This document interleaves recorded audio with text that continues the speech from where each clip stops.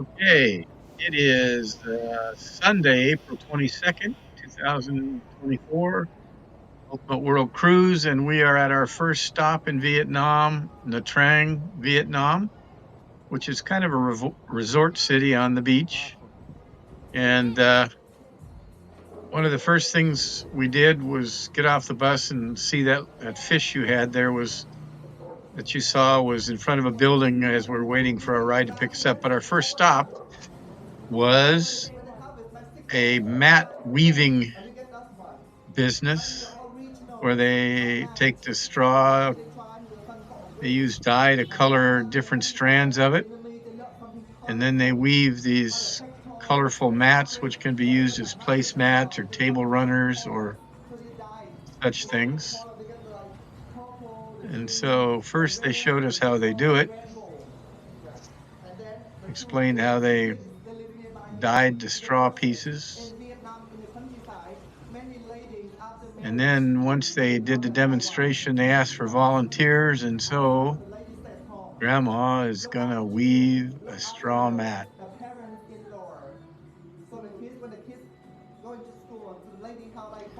We did, these are so nice looking. We ended up buying a couple for placemats and a table runner to bring home because they're really beautiful. It's nice workmanship.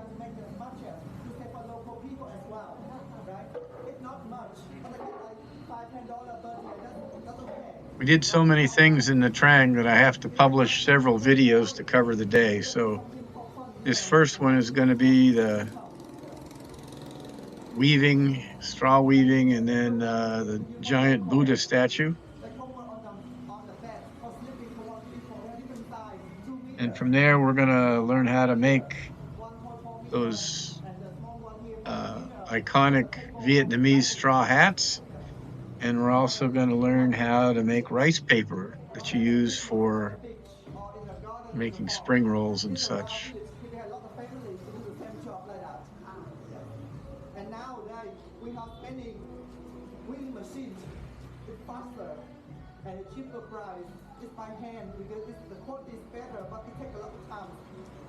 That's our guide standing there explaining things.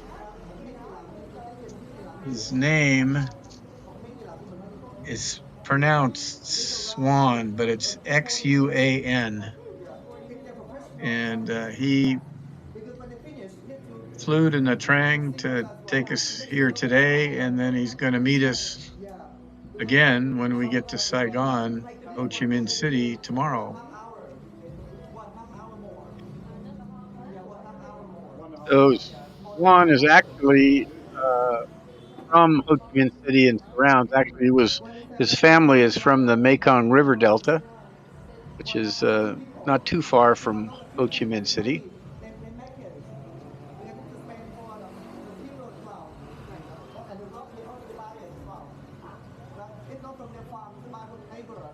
Is explaining that small mat like the blue one that's there on the right hand side on top of that pile takes about 40 minutes to make when they get in gear and do it continuously. And now Grandma is going to get down there and try her hand at weaving mats. She's always the first one to volunteer to try something, so that's always fun.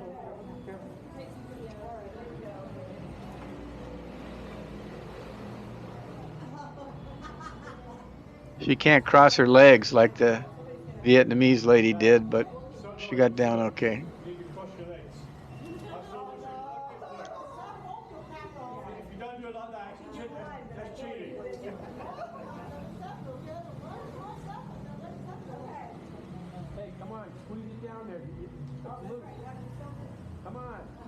Okay, so she's got the hang of pulling the thread together, but the lady's tying it off for her. She got to figure out how to tie it. You're going to show her how to do that in a minute.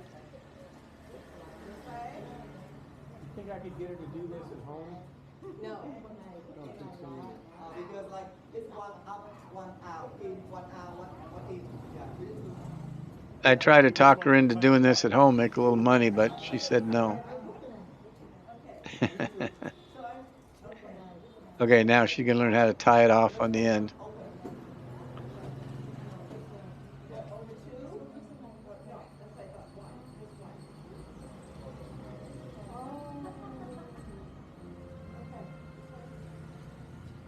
like 40 minutes, 35 minutes, 2 hours to do it.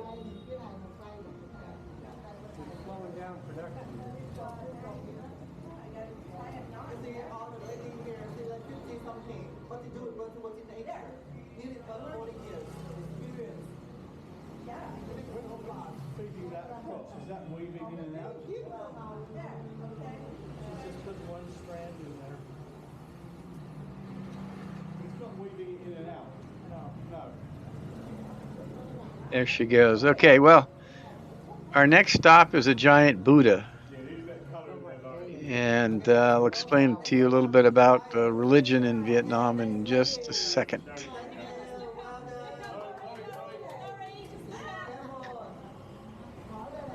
So even though Vietnam is a communist country, I guess they're getting a little bit more open in regards to religion because Xuan told us that about 20% of the Vietnamese people are Buddhist religion, belong to the Buddhist religion, whereas in places like Laos and Cambodia, the neighbors, about 80% of the population are Buddhist. So I suppose being a communist country probably has something to do with the fact that the percentage of Buddhists isn't quite as high in Vietnam. But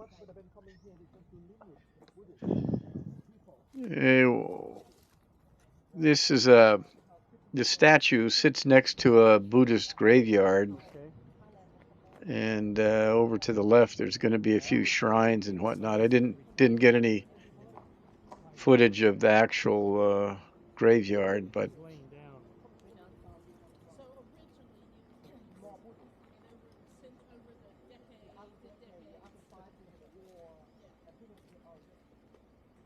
What about the there's a lot of things about Vietnam that it's kind of a strange mix of communism and capitalism